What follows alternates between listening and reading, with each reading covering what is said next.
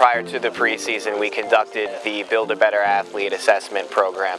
And then based off of the information that we got from that assessment, we were able to determine who the high-risk athletes were for non-contact injuries based off their imbalances, based off their discrepancies, and we were able to then share that information with the strength and conditioning staff, and that affected how they trained. The data that we got afterwards was actually very helpful. We found a handful of kids that had serious imbalances. We also used some of the recommendations in our off-season strength and conditioning program. So we found two categories of kids.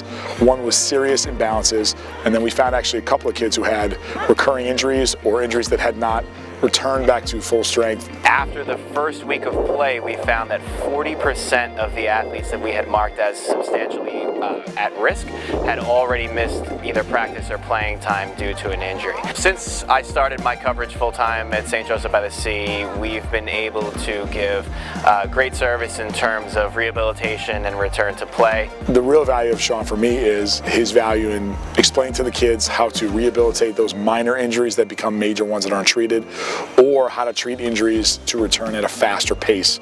Sean's been able to give me the exact things that are happening to the kids on the field and the injuries and the pain tolerance that they're receiving, and I've been able to alter some of the kids' programs just based off the feedback Sean's been able to give me. When an athlete suffered an injury that was beyond the scope of athletic training, they were referred to the New York Sports Science Lab. The treatment here is great. When I came in, I had chronic pain in my shoulder and my knee, but after weeks of coming here, the pain in my shoulder completely went away.